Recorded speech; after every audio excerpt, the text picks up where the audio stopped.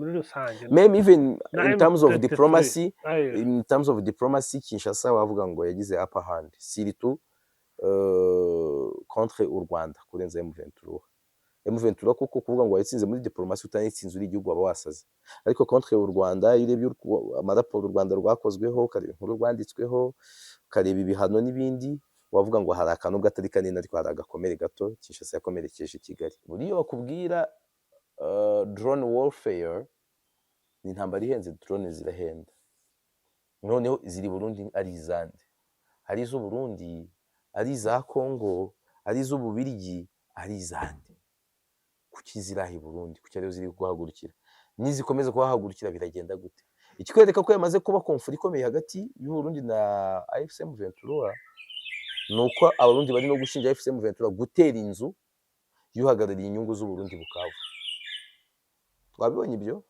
so umuriro rero uraza kuba ukomeye hasigara ikintu cya Amerika n'akatari cyo kuvuga ngo Qatar uremera gutsindwa we na Amerika muri ubu buhuza cyangwa murakoresha izindi manevre nk'intambara yo turaba tuyibona nicyo gihari ibiganiro byanze M23 yanze kujyayo na Kinshasa ntiriyo ariko Qatar na Leta Zunze Ubumwe za Amerika uzikomojeho ziri ku rutonde rw'ibyo nkubaza zirashaka iki zirashaka imperialism zirashaka hegemony zirashaka ubutunzi zirashaka ubujura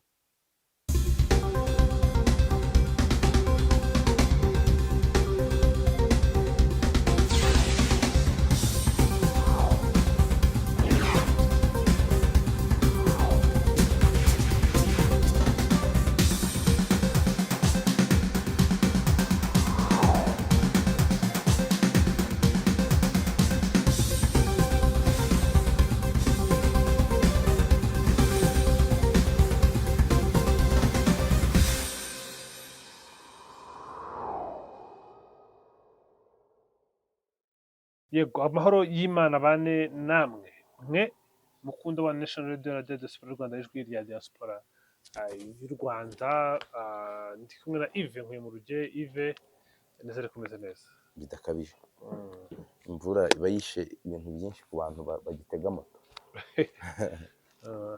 umugati wanjye wa mu gitondo iba yawangiye ubwo ndatahira uyu wanyu wacu muri usize ubuki na brebe ujyana kimwe cya gisize ubuki ikindi gisize brebe ntabwo ari inkota ya moja abiri oya ntabwo ari inkota ya moja abiri ziriya titire za mucambuzi reka duhere muri Repubulika ya Demokarasi ya Kongo hari bitandukanye n'ibyo bari kwigamba hirya baravuga bati ibintu byarakemutse Trump ati nabashije ati mu prix Nobel nabonye na nongera bikomoza hati ndi gukora ibintu hagati ya Israel na Gaza ndi kugerageza we na Amerika yamaze kubitangaza ko u Rwanda rushyigikiye ko Trump ahabwa prix Nobel yego turi gukora byinshi kugira ngo twunge ahantu hari ibibazo ariko biragaragara ko aho bari kunga ikibazo kitakemutse haracyari hostility mu burasirazuba bwa Repubulika ya Demokarasi ya Kongo urugero ni byatangajwe na Lawrence Kanyuka n'umuvugizi wa AFC avuga ko les forces coalisées du régime de Kinshasa imitwe yihuje ya leta ya Kinshasa y'ubutegetsi bwa Kinshasa ont lancé une offensive meurtrière contre les zones densément populées dont Nzimbila ntabwo bagabye igitero rutura igitero subwiyahoze ariko adedra offensive n'igitero cyaguyemo abantu benshi ni igitero kibi cyane ku zone densément populée ni ibice bituwe cyane bya Nzimbira Kanyora n'ahandi habakikije depuis le tôt matin de ce dimanche le 18 août 2025 en utilisant l'artillerie lourde et des drones kamikaze bakoresha intwaro ziremereye artillerie lourde ni intwaro zirasira kure ariko ziremereye les drones kamikaze ni indege zitagira abapilote bakunda kwita z'ubwiyahuzi yoherezwa muri misi itari bugaruke yego ubundi kamikaze ni strategy abayapani bakoresheje mu ntambara y'isi ya kabiri barwana na Amerika kuri Pearl Harbor boherezaga umupilote mu ndege ariko avuga ati ndasezeye indege ye yabaga ari igisasu ntabwo yoherezaga ngagaruke izo rero drone zakoreshejwe mu minsi ishize nazo muri Ukraine bavuga ko zavuye muri Iran. zirahari Mm, Irani providing Abarusiya amadrone menshi mm, by'umwihariko izitwa Shahed mm, n'izo kamikazi. mm. Izo kamikazi iraza nimba bayitumye ngo kubita kiriya kigo iragikubita igashwanyuka nayo n'ibintu ari bigahita igisasu. nayo aba ari igisasu. Mm. So Zirahenduka niyo mpamvu ibisirikare byinshi bizikunda mm. kandi zirihuta. Ibi ni ibitangajwe nyuma y'uko mu minsi ishize twavuze ko leta ya Kinshasa iri gupakira abasirikare mu bice biri mu byabohowe na M23. Wibuka n'ubushize twari twabiganiriye banafashijwe n'abarundi bohereje abasirikare 500. Hari n'andi makuru yaje avuga ko bohereje abandi. Birasa nkaho hari abari gushyira umukono ku mpapuro, ariko ikiri gutegurwa n'intambara inakomeye cyane. Ntabwo ari ikiri gutegurwa, ni ikiri kuba, ahubwo gishobora kuvamo intambara ikomeye. Buriya abahanga mu by'intambara bakubwira ko umenya uko itangira ariko utamenya uko irangira. Ushobora gutegura intambara uzi ko izaba ikomeye ntinakomere, ikarangira n'igihe utatekerezaga. Ushobora no gutegura intambara ntinabe, ushobora no kwitegura uzi ko yoroshye ikagukomerana. Aba bose rero bari involved muri iyi ntambara ntawe uzi uko izaza, kubera ko ni conflit multiforme nk'uko bakunda kubivuga bo ubwabo. Noneho uguhinduka kwayo cyangwa se ukwaguka kwayo kukaba kuba kunashobora gushingira ku zindi factors zitandukanye n'abarwana hagati yabo, babitegura cyangwa batabitegura. Igihari nuko bari kurwana mu bihe bitakabaye ari byo kurwana. Uyu munsi turi ku itariki 18 nibwo AFC M23 yakabaye yasinyanye na Kinshasa mbyite amasezerano ya burundu, ariyo masezerano twakabaye tumenyeramo ngo intambara irarangiye burundu. Mu kumenyera muri ayo masezerano ko intambara irangiye burundu, niyo twari kumenyeramo ngo AFC M23 yemeye gusubira inyuma ndetse ikaba kantone. Gusubira inyuma se no kuba kantone irabyanze. Kuba kantone no kugira ute? Kuba kantone ni ugushyirwa muri kantonema, ni nko gufata ahantu ikahagoterwa mbyite gutyo, cyangwa se gushyirwa nko mu nkambi ikamburwa intwaro n'ibikoresho bya gisirikare mbere y'uko bayungurura bakareba ngo ninde muri aba w'umuturage wa Kongo byuzuye, ninde muri butari umunyekongo, ninde ugomba kuba demobilize, ninde uza kuba gusubizwa mu gisirikare, ninde tuza gukurikiranaho ibyaha, ninde bakahangira mu kayunguruzo. Ni kimwe mu by'abantu batekereza ari twari kumenyeraho. Byanashobokaga ko aho ari ahantu twari kumenyera niba M23 igiye kuguverna hari ahantu y'igihe runaka. Icyo ni igitekerezo cyasirikiriye koko we. Ariko mu buryo officiel M23 iza gusuggestinga ko hari Kongo yayoborwa mu buryo bwa federalisme. Iyo federalisme ubaze ngo yagabanywa ite, utubona ko Kongo ishobora kuba yagabanywamo impugu 4 cyangwa 5. Imwe mu mpugu zishoboka ni Kivu. Kivu iri sous contrôle ya M23. Muri iyo proposition M23 yibonaga nk'abakandida beza bo kuba ari bo baza kuyobora hariya, sibyo? So twashoboraga kuhamenyera ko ibyo ngibyo byemewe. Twashoboraga no kuhamenyera ko Tshisekedi agiye kuva ku butegetsi nka perezida eri, sibyo? Akayobora nka perezida de transition ufite abavisi 4, abavisi perezida 4. Ibyenda gusa nk'ibyavuye kuri ya masezerano yo muri Afrika y'Epfo, Sun City Agreement. Ariko binasa nk'iby'i Burundi dejereka. Muri Burundi 2003 niko byagenze nyuma yo kumvikanira yarusha muri 2. Icyo nacyo kiri mu byo twashoboraga gutekereza. Proposition ikaba ko Tshisekedi icyo gihe yavaho muri 2028 kugira ngo atazabangamira amatora yo mu ntangiriro ya 2029. Ibyo rero ntibyabaye kandi nta n'uwatekerezaga ko none biza kuba. Kuko turi kuvuga ibyanze ku itariki 18, ariko ku itariki 8 z'uku kwezi kwa 8 c'était prévu ko nanone Kinshasa na AFC M23 bahurira i Doha muri Qatar mu cyo twari twabaze nka Doha gatandatu. It didn't happen, sibyo? They were nowhere to be seen. M23 yatangaga abagabo ivuga iti twebwe ntitwagiye kuko ntitwatumiwe. Ariko ngiye hano nawe twicaye ndakubwira nti igikomeye kuruta ibyo ni doléance M23 yatanze. Twifuza ko ibi bishyirwa mu bikorwa mbere yuko tugana hariya. Imyitwarire y'aba bahuza twabonye ko barakoresha ya systeme nababwiye hano ya stick and carrot, inkoni na karoti. Ariko wareba imyitwarire yabo mu bihe byashize, hari aho byagiraga stick igakora. Buriya ntabwo inkoni ikora kuko wayikubiswe gusa. Niba ubyibuka turi abana, iyo wabaga wibuka aho umubyeyi abika inkoni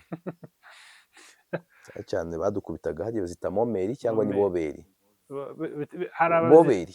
Hari abazita boberi, hari abazita ako ni boberi. Iryanya ariyo ni boberi. Boberi, umukoma, rimwe na rimwe n'umuyenzi akumuyenzi nkawukunda kubi kuko ahita guvunika. Ntawuzi wowe babaga bawushyize mu muriro. Oya, ibyo byari kuba ari ibindi bintu. Njye nawukundiraga ko iyo winyagambuye wiyambanye nk'agakoboyi kawuhita gucika. Ruswa kubita ikizengurutse ikagaruka, cyangwa iyo bita umukoma. Umukoma nimba ukizi icyo giti cyitwa umukoma, abahigi ubuhigi bukibaho, nicyo cyavagamo umuheto mwiza. Ko umukoma ni cya giti ushobora kuvuna ugahuza impembe kitaravunika. Wowe ukagira uruhembe ukaruhuza kitaravunika. Icyo kukikuvutura rero arakuvuturaga inkoni kamana nk'umukara. None wabaga wakoze amakosa ukaza ukabona mu bubiko bw'inkoni zirahari zihagije, cyawita gudevelopa ibimenyetso by'indwara nyinshi zitandukanye. Aba rero nabo haraho byageze Amerika Qatar ikajya iberekaho inkoni ziri, cyangwa yo na Amerika. Kuki mbikubwira gutya? Wibuka icyari supposed kuba joint statement yenda yibuka cyane rwose AFC M23 yasohoye na Kinshasa na Qatar yagasohora ubutumwa ari bumwe, ariko nta rupapuro na rumwe basinyeho bose, header atari imwe. Header rwabaga ari urupapuro officiel rwa buri kintu, rwa buri gice. Urupapuro officiel rwa Kinshasa, urupapuro officiel rwa M23, bose bavuze content imwe ariko iri ku rupapuro rutandukanye. Icyarimo hariya gikomeye ni ukuvuga ko buriya ari ubutumwa abantu bari bohererejwe bahavuye kuko batumvikana. Ndi gushaka kwereka nyine igituma abantu babyanga kubera ibihabera. Bisobanuye ngo abantu bari bahagaze kuri extreme gauche, abandi bahagarara kuri extreme droite, umuhuza guma hagati. Ariko bahavuye arapushinga akoresheje ya stick, barabisinya. Nyuma basubirayo muri Doha gatanu. Doha gatanu wibuke yaragoranye, yamaze igihe kinini, nabwo abantu baranze kumvikana kugeza aho habaye declaration of principles. Twasigaranye ihurizo kuvuga ngo abantu did they sign what they believe in, cyangwa se they signed ibyizerwa n'abandi batari. Basinye ibyo bo bizereramo cyangwa basinye ukwemera kw'abandi, sibyo? Ikitwereka, ntabwo ndibuze gutunga urutoki ngo ninde wasinye ivanjiri atemera, ikitwereka ko basinye ivanjiri batemera nuko ibikubiye mu byasinywe bitigeze byubahirizwa. Kujya muri Doha gatandatu byarashobokaga ko AFC M23 yisanga noneho isinye. Abantu babyumve neza, hamvuye sinigeze nkora precision ngo ninde wasinye ibyo atemera, ariko aha ndi kuvuga ngo byarashobokaga ko M23 bishobora kwisanga yasinye cyangwa yasinyishijwe ibyitemera muri Doha gatandatu irabangira. N'uyu munsi bose babuze. Rero ni ibyo byose biratiza umurindi ya ntambara bavugaga. Ubwo ntibaba bari kugwa mu mutego wa Kinshasa wo kwereka mahanga ati dora badashaka amahoro naba, dora badashaka ibiganiro naba. Kinshasa nayo igasinya ibyizi kitazemera. Kinshasa ntabwo yagiye, nayo ntiriye. No gupezanya bisanzwe, bari gupezanya. Rero byose biratiza umurindi ntambara. Biratiza umurindi ntambara, aho mbonera ko binakomeye kurushaho nahoze mbona M23 yibutsa amahanga ko iri rekonye, sinzi icyo kintu wakibonye, Nakibonye. irerekana ahantu harenga harindwi amahanga yayirikonesheje. Igihe icyo mpita nito no kureba ngo ni hehe yerekana ibimenyetso byo kuba rekonye n'amahanga, ni ibyari imbere y'ifatwa rya Goma, ni ibyari nyuma y'ifatwa rya Goma. Aho yerekana honyine ko amahanga yayirikoneshaga ni inama bitabiriye i Bugande mbere y'ifatwa rya Goma, andi yose n'ibyabaye bya Goma. Ibihura n'ibyo abantu twavugaga tuti M23 ikintu yakora none cyatuma Kinshasa yemera kuganira, cyatuma n'amahanga yumva ibyo ivuga, ni ukuyifata Goma, bitari ukuyishyigikira. Abantu babyumve neza, ntabwo njye nshyigikiye M23, nta nubwo nyirwanya, njye niganirira amakuru nyine. Ibyo rero nibiri kwibutsa amahanga ko noneho bayirekonesa, ni nko kuvuga ngo nimunarekonese koze yacu, tukarwanira iki, nimwumve doléance zacu.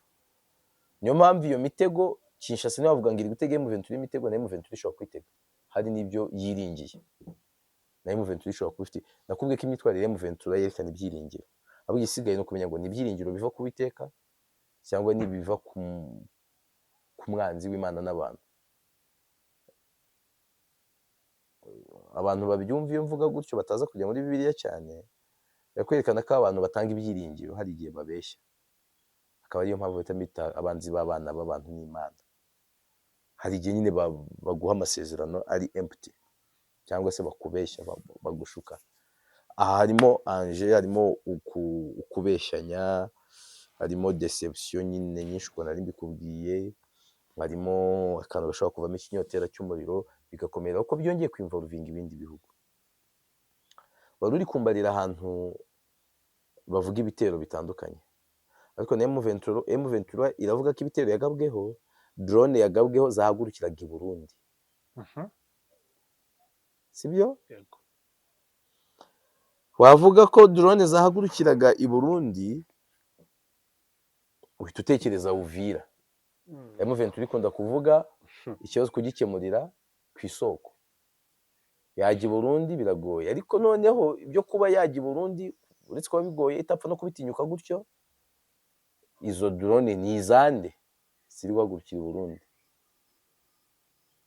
Buriya bakubwira drone warfare ni intambara ihenze, drone zirahenda. Noneho ziri Burundi ari izande, ari iz'u Burundi, ari iza Kongo, ari iz'Ububirigi, ari izande. Kuki ziraha i Burundi? Kuki ariyo ziri guhagurukira? Nizikomeza kuhagurukira biragenda gute? Ikikwereka ko yamaze kuba conflict ikomeye hagati y'u Burundi na AFC M23, nuko abarundi bari no gushinja AFC M23 gutera inzu yuhagarariye inyungu z'u Burundi Bukavu. Twabibonye ibyo? So umuriro rero uraza kuba ukomeye, hasigara ikintu cya Amerika na Qatar cyo kuvuga ngo Qatar uremera gutsindwa we na Amerika muri ubu buhuza cyangwa murakoresha izindi manevure. Intambara yo turaba tuyibona, nicyo gihari. Ibiganiro byanze M23 yanze kujyayo na Kinshasa ntiriyo. Ariko Qatar na Leta Zunze Ubumwe za Amerika uzikomojeho ziri ku rutonde rw'ibyo nkubaza, zirashaka iki? Zirashaka imperialism, zirashaka hegemony, zirashaka ubutunzi, zirashaka ubujura, ibindi birenze Ntabwo ibintu. se zaba zishaka kubanisha abantu bakabaho nta mahoro, bakabaho mu mahoro. Ntabwo ihabara ry'umugore wawe rishobora kukubanisha neza n'umugore wawe. Nawe side chick yawe ntishobora kukubanisha neza n'umugore wawe. Ntabwo yakubwira icyiza kiri ku mugore wawe.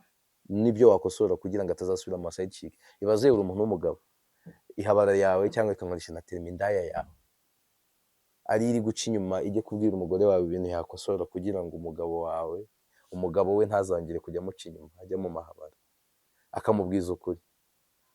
Keretse ari ukwigamba nyine bimwe by'agapingane bikumubwira tuse nkawe koko ko nta mashuka y'inyongera uragura na XP irangiye kandi yaguraga 50,000 gusa. Ubu ko kuba wumva ufite iki cyatuma hari unkanga batiyizira iwanjye. Njye navuye muri Expo hari akantu naguze ku 50,000, tako ntabwo ugakeneye. Kandi ndi kuvuga subwo abantu bayumvise Abwirwa benshi. Gutyo nuko byagenda. Rero ibi za Katari za Amerika nta rukundo rundi badufitiye, bikenereye amabuye y'agaciro. bikenereye ubu butunzi, nta kindi pe habe namba. mm. Mm. bakababona se babuhawe na leta ya Kinshasa cyangwa bakabwungukira. Ndashaka kugira ngo tumenye uko byagenda kugira ngo ubwo butunzi babubone n'ubundi basanzwe bafite by the way. basanzwe babubona icyo Eh, tubyemere, icyo cyo basanzwe babubona ariko kububona. bakabona busize amaraso, Mhm, sibyo? mm. Uyu munsi birashoboka ko bakeneye no kubanza kurangiza ayo mateka ya mbere abanza aveho, ubwo baraba babaye abere ku maraso yamenekeye mu buryo babonagamo ayo mabuye, sibyo? Bwa kabiri bakeneye gukora ishoramari hano nayo mabuye bakayatwara, bakeneye kuba aribo bakontorora politiki y'akarere rero kugira bikunde. Icyo mbona rero, nyuma nabona amasasu atakivuga ntuzagire ngo nuko badushakiye amahoro mu karere cyangwa badushakiraga amahoro, bizaba ari byo bibavantaje. Umunsi bitazabavantaje hazagaruka izindi ntambara. Bakeneye ayo mabuye, kumbwira ngo bayakeneye bayahawe na Kinshasa cyangwa M23 cyangwa nde, uzabungura uwo bazabona yabungura ni uzanatsinda ino ntambara. ubona ninde wabungura? Biragoye kubisubiza, kumenya uwabungura sibyo by'igihe kirekire. Hari amahoro mu karere bakunguka natwe tukunguka. Rero ni nkuko wabumbajije ngo ese ubona haboneka amahoro ari uko M23 igenzura hariya cyangwa ari uko ari Kinshasa. Mbona mu bantu benshi nka 90% by'abantu batekereza ko M23 igenzura hariya aribwo amahoro yaboneka, ariko still ntabwo hariya ngiye sinjya mbona amahoro yarabuze kubera Kongo ubwayo, yabuze kubera n'undi bihugu bituvuga. Ishobora no kwagenzura still n'undi amahoro ntaboneke. M23 atubari ki habwo ugenzuye igakomeza kubana nabi n'u Burundi, Uburundi ntabwo buzayidobereza mwana igenzura. None se abo mu ruhande rwa Kinshasa bazaba babaye Korea, M23 iyoboye Kivu Republic ikaba Korea y'Amajyepfo, ntabwo bazakomeza kureba nayingwe. Ubushabitsi se buzaba bworoshye? Twibutsa abantu Kongo ibisikana n'ibihugu 9, sibyo? Cyangwa ihana imbibi n'ibihugu 9, ariko M23 ntabwo bishoboka ko izakontrola ahantu honyine bishoboka. M23 magingo dukurikije ubutaka ifite n'ubushoboka yabifite nyuma y'uko ibi biganiro biba, yabihana imbibi n'u Rwanda, Uganda n'u Burundi na Kinshasa yabisigaye. Burundi na Kinshasa bayibaniye batabanye neza nayo, ntacyo wumva bivuze ku bukungu bwaho M23 igenzura no ku mikoranire n'amahanga. Ntacyo wumva se kwishoramari y'ibyo bihugu bindi n'ibyakure nk'u Rwanda na Uganda ni inzira z'ibintu bijya muri Kongo, ariko ntabwo byazaga ngo bigarukire hariya, byanakomezaga bikajya mu bindi bice igihe bazakomeza bakamera nko bafunze badashaka. M23 urumva yaba iri mu nyungu cyane kuvuga ngo amahoro gusa, nese amahoro atajyana n'iterambere no kuryoherwa n'iki. Ikintu yabisigaranye gikaze n'ibyo birombe, sibyo? Ibyo birombe se byo bizamanipawe n'iki sinzi uburyo nge mba mbitekereza, ariko mbona mu by'Amerika izakora izamaking sure ko hanahinduka ubutegetsi n'ibishyigikiye M23 nkuko bamwe babibona, bakanona ko ari byiza ihayobora izanahindura ubutegetsi bwa Kinshasa. Kinshasa hagiye umutegetsi wumvikana n'abantu ba M23, nibinashoka indura ubutegetsi n'ahandi mu karere kugira ngo umwuka ubumwe. Ubwo kuvuga mu Burundi kubwira benshi ndi kwisubiriramo ntabwo mvuze u Burundi, muri Kongo nabaye kiriya ndavuga nibishoboka ubwo bazanahindure bashyireho umuntu wumva M23 cyangwa wumvikana nayo. Mu bantu bahana ndi butayumva ni ndakwiyamye ndakwiyamye kubera ko ngereka nifashishije raporo za CIA Eric zasohotse zivuga ko mu butegetsi muri Afrika hari ibihugu bibiri ubutegetsi buzahinduka bivuye ku ntambara ya Kongo. Amaso yanjye anyereka ko bumwe mu bushoboka, ntabwo bivuze ngo nibwo bizagenda n'ubwa Kinshasa kubera ko no muri ibyo bihe bumaze kurokoka inshuro ebyiri n'ubu ntabwo bworohewe, sibyo? Ahandi simbizi cyo koza umbajije ibyifuzo byanjye bitari kuri kamera nabikubwira ngo nifuza bimeze bite, se nkubwire ngo reka na Kinshasa utagira ngo ndi kubyifuza, kandi uri gukinica no yawe wayisiba byakaze cyane rwose. Uri kuvuga M23 nabica nigenda ukavuga ko Kinshasa barasoma ntabwo bumva irobo zirumva basoma title na thumbnail. Ubushize ntabwo uzi ibintu byari byaje kuri no ya channel yawe even ni yanjye bya autodubbing byo gushyira mu cyongereza. Nta wabonaga si byo wavuze ko kuko nabyo byaje mu cyongereza cyane rwose none aha byakaze nuko tugenda hanyuma parti ziri hano wenda reka tuzigire ebyiri, ndabizi ni nyinshi, iki kibazo kirimo abacteurs benshi bakomeye cyane kandi banarengeje n'imbaraga nabo tubona n'amaso. Kuva iyi konfuri yatangira, ninde watsindiye iki, byagenze bite, usesengura gute intsinzi bose zavuye mu mpande. baratsinzwe nta bavandimwe bajya barwana ngo haboneke uwatsinze n'ubusazi iyo n'uburofu ni morale igitabo birumvikana, icyo ni sibyo kimwe. intambara y'abavandimwe ntikwiriye kugira umuvuzi w'amacumu. Mm. Kinshasa yaratsinzwe na M23 yaratsinzwe kuko abapfuyemo hariya ni abavandimwe mbere na mbere, Mm. no kuba barwanira abavandimwe ni ugutsindwa. ariko ibyo uvuga, So tugiye kubireba rero nk'abavantara, uretse ibyo by'abavantara uraje ukabona, tubirebye ibyo ni ibitekerezo by'abafilozofi yego b'amahoro, ariko ntabwo ariyo way of world, uburyo bw'isi. Abavandimwe bararwana, abantu bahora mu ntambara, isi kuva yabaho irimo intambara kugeza uyu munsi. Sinzi tubirebeye rero ku ruhande hari icyo banza clarifying cyo kuvuga ngo bose baratsinzwe, kuko isi irimo intambara. baratsinzwe ntibakabaye barwana. Abanyaburayi ni bamwe, abaromani bakonkarinze uburayi bica abantu imyaka n'imyaka. Reba Hitler yarwanyije ntuze, ni ukuvuga ngo way of world ni intambara. Abasiatike bararwanye, ubwami bwateye ubwami, amahanga atera amahanga. Gutsindwa ndacyabisubiramo, bose baratsinzwe, bo bararwanye ari abavandimwe. Gutsindwa kwabo nka gukomereza, bose ntawageze ku cyo yashakaga. Twavuga ngo uyu munsi anyuzwe n'uko ibintu bimeze, bose ntawageze ku cyo yashakaga, nabyo ni ugutsindwa. Ariko none reka mbivuge uko abantu babishaka. Hari ibyo M23 yatsinzemo, hari ibyo M23 yatsinzwemo. M23 intsinzi ya mbere yagize no kuba uyu munsi iri mu biganiro na Kinshasa. Ibyo byari inzozi zayo zo barotaga mugani wa ndirimbo. M23 intsinzi ya kabiri yatsinzemo ni reconnaissance, uko kuba reconnu n'umuryango mpuzamahanga. M23 intsinzi ya gatatu yagize ni uko gufata ahantu yafashe byatigishiye Kinshasa, ikabiri no kwakora impinduka zirimo izashimwa. Uyu munsi ifite plus de 2 millions z'abaturage basubiye mu byabo, ntabwo ari 6 nto. M23 icyo yatsinzemo uyu munsi iri engraved mu mitima y'abantu benshi, bitandukanye na 2012 yamaze iminsi 10 hariya. Uyu munsi ihamaze more than 7 months. Oya ntabwo ari mo, ariko ni hafi. Kwa kabiri, kwa gatatu, kwa kane, kwa gatanu, kwa gatandatu, itariki 27 z'uko nibwo bazuzuza amezi arindwi, kwa munani bari hafi kuzuza arindwi. Yego, almost 7 months bari hariya. Buriya rero they cemented, igice cy'umwaka cyo barakihamaze already. They cemented their philosophy ku rwego hari n'abantu ni M23 isenya none izaba ikiri engraved mu mitima yabo. That's not a small thing, sibyo? Ku ruhande rwa Kinshasa, ku ruhande rw'M23 umuntu yavuga ibintu byinshi. Ku ruhande rwa Kinshasa nabo hari intsinzi bagize ku bijyanye n'imitima y'abantu, uburyo Kinshasa abantu bamaze kuyanga n'ibikisi ubutegetsi bwa Tshisekedi. Bimwe kubivuga bishobora gutuma uterwa amabuye, ariko kimwe mu byo baririmbaga bavuga ni amahoro. Uyu musayi ibintu bigana, dukurikije ibiri mu nyandiko biragana ku mahoro. Basinyanye amasezerano n'u Rwanda y'amahoro, bamwe babita yo kurangiza intambara imaze imyaka 30. Iyo ni intsinzi umutegetsi uwo ari we wese washyira akadomo ku ntambara imaze imyaka 30 aba yakoze. U Rwanda rwafatiwe ibihano, kandi u Rwanda ni rwo rwari umwanzi w'ubutegetsi bwa Kinshasa ukomeye kurenza abandi, nubwo atari nge ntabwo mbyita binini, ariko icyo wakita intsinzi. Ikindi kintu wakita intsinzi kuri bo, M23 yahagurutse igiye kubarwanya nyine, kandi nubwo itari indirimbo yikirijwe kenshi, ariko mu byari bigamijwe no kuvana ubutegetsi bwa Tshisekedi birimo, ntabwo bwavuyeho.